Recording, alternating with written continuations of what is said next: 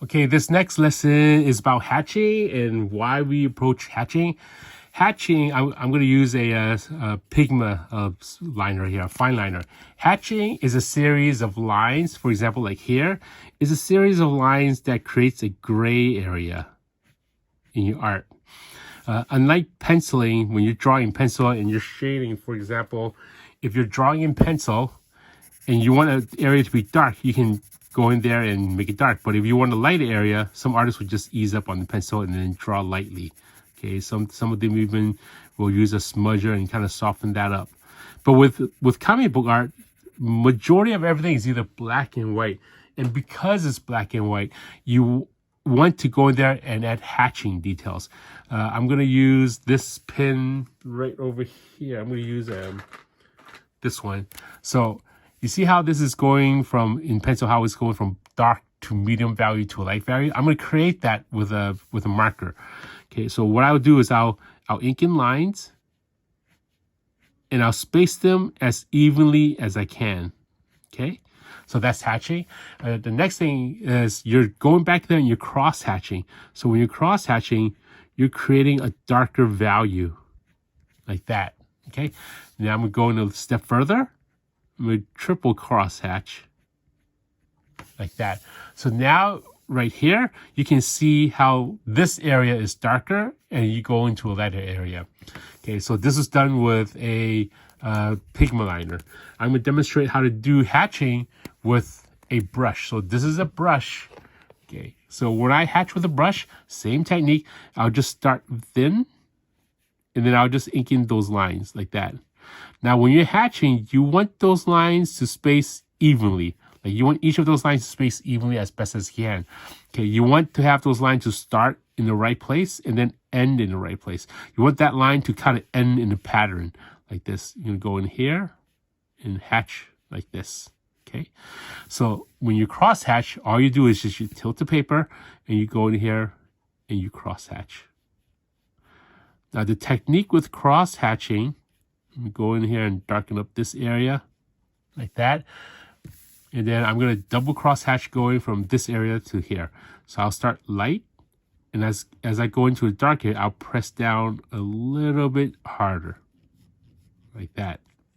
Okay, now we have a light area, a medium value, and a dark value. Okay, another thing with hatching is you can always go in there and do different spacing. Okay, so for example, instead of hatching lines that are just parallel across from each other like that, and then going in here and then making it darker, what some artists like to do is they'll space their hatching, which they'll start really thin, and then as they get into the black area, B-L-A-C-K, black over here, and this is the light, okay, they'll go closer, and then that line will get thicker gradually. See that the spacing is getting closer, and then that line is getting thicker as you go into the black area. Okay, here's one hatching technique like this. Now I'm using a micron and you see me going back and forth to create that texture. If you had a brush, that is quickly done faster. So I'm going to demonstrate over here. I'm going to go thin. And then as I go into a dark area, I'll go closer and I'll press down a little bit harder. So I'm also thinking about the negative space. Negative space is you're not just looking at the black line, you're also looking at the white line in between. You're looking at the spacing of the white line. Okay, I'm going to grab some more ink so I can continue.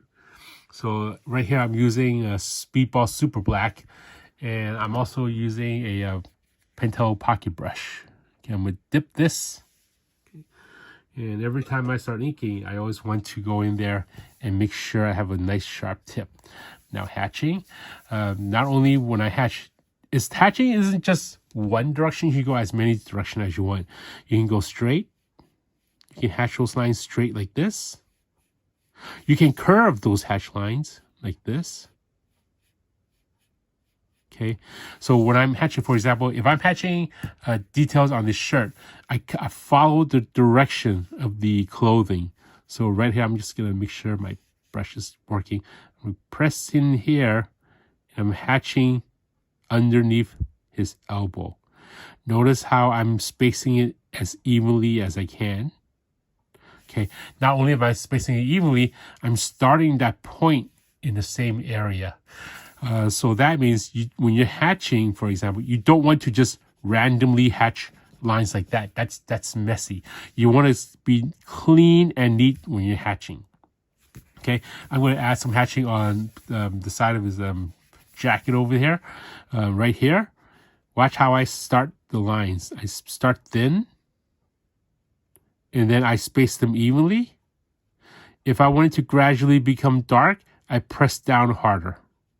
Okay, with hatching, what you want to accomplish is a gray area, just like the pencil that goes from really dark grays to a medium value to a light value.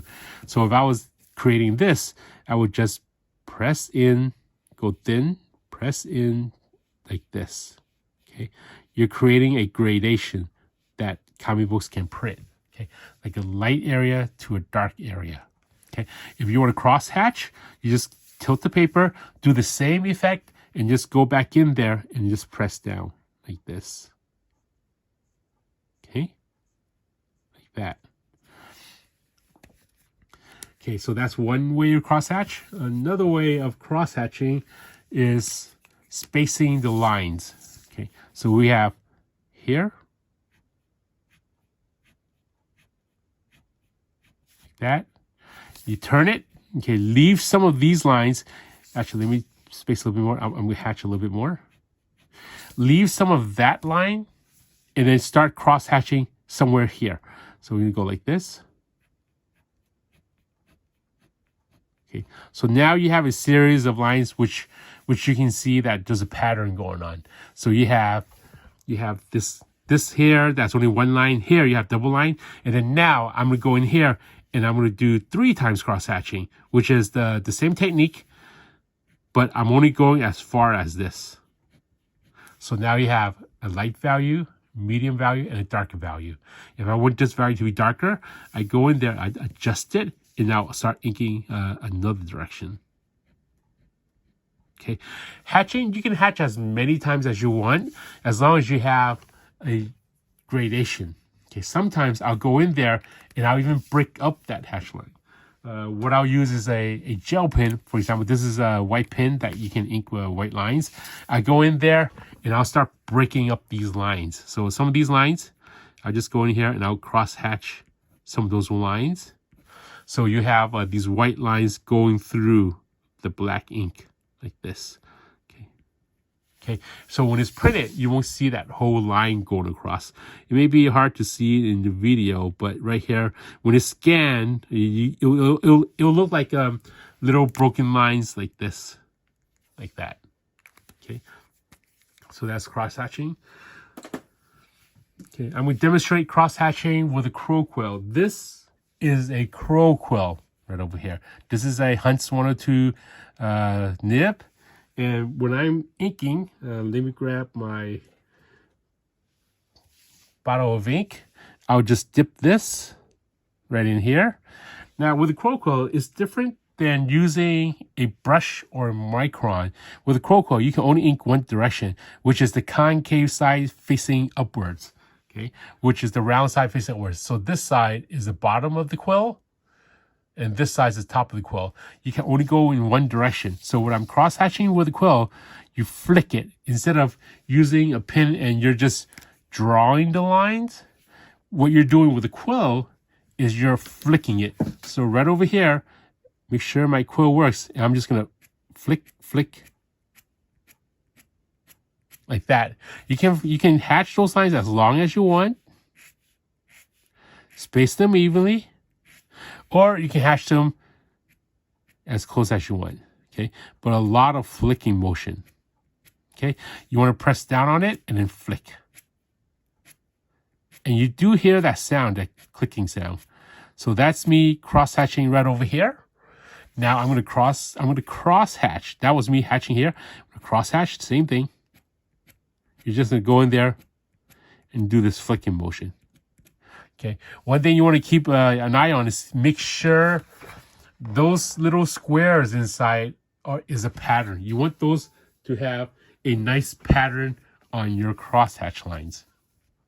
Okay, now I'm going to go in here and hatch a few more lines. With a quill, ever so often you're going to have to dip it. So just dip it in your bottle of ink. And then we're going to do some hatching around this cuff over here. So 2 ways you can hatch. You can go from thick to thin, which I'm going to demonstrate now. Thick to thin. Let me get this started. Thick to thin like this. That's one way. And once you get used to using a brush, you should be able to go from thin to thick. So thick to thin is flicking out this way. And then thin to thick is you're pressing down this way. So you start off with a thin line. So right here, thin to thick. This way, you have full control of your tools that you're using. You're not limited to only going one direction. You can go this direction, and you can also go this direction. It's a little skill that it takes a little bit of time to practice, but once you're practicing, it's just going to speed up your process of your work. Okay, I'm going to do some hatching over here, and then I'm going to do some cross hatching in between here. So you'll see the difference between this area and that area. So right here, I'm going to hatch with a crow quill.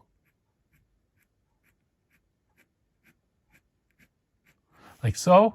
And then here I'm going to cross hatch because I want more depth into the side of his jacket right here. So I'll hatch this. And again, what you want to do with hatching is you want to space them as evenly as you can. Okay, you want to let that dry for a little bit because nothing worse than when you're using a crow quill and you hatch this line, all of a sudden you hatch this line, it drags some of that ink over to the other side and you create a blob. Grab some more ink with a crow quill. You have to constantly keep dipping. Unlike a micron or a brush, you just need to constantly dip. Okay, now earlier I demonstrated how I was flicking from thick to thin, going this way. Now I'm going to cross hatch, going from thin to thick. Okay, so right over here. And again, space them evenly, and it's controlling your tools. Remember, it's not the tools that creates the artist. It's the artist that creates. It's not the tools that create the art. It's the artist that uses the tool that creates the art. Okay, so right here, I'm going to go in here. See, now this pushes this back and it has a nice pattern. Here, I'm going to do a little bit of cross hatching here. Now, I'm going to demonstrate how to hatch going from left to right. Okay, from here, left to right, like that. I'm right-handed, so I go left to right. Okay, most of the artists you're born writing from left to right, it's just easier going from left to right. There's some artists who will go up to down. They'll ink this way, and it's really what you're comfortable with. There's really no wrong way of inking as long as you're comfortable with whatever direction you want it to go. So I'm going from thin to thick, right over here, thin to thick. Or I can also go thick to thin. Okay, I ran out of ink again. I gotta get some more ink, and this is something that's just normal. When you're using a quill, make sure you do not press down too hard. Some of the new artists here, thick to thin, like this. Some of the new artists, when they press too down, that tip, the two little tip over there, it will break. Like these two little tips there. If you press down, what's happening is flexing open. Let me go in closer so you can see better. Like when you press down, it's opening the tip. Now, if you press down too hard, that tip can break. Okay, so control how hard you press. This is as far as you want to go. You don't want to go further than that. Any further, you're just gonna break the tip. Sometimes there could be some danger where the tip can flick into your eye, or some of the ink will go into your eye. Okay, and that's my lesson on how to ink and with hatching. So some of the shadow here, if I want to add more depth to this, I'll just go in there and I'll add some hatch lines here, and I'll space them further apart as I'm going out. And then if I want this area to be a little bit thick, darker, I just cross hatch here, and now I'll fade out like this. Okay, and that's hatching. And then some of the lines, you're just flicking it with a crow quill. Okay, and that's the lesson on hatching right over here. The different values of hatching, the way to use a brush to hatch, how to use a micron to hatch, as well as how to use a crow quill to hatch. Each of them provides a different way of hatching is what you're comfortable with and which one is more effective for you.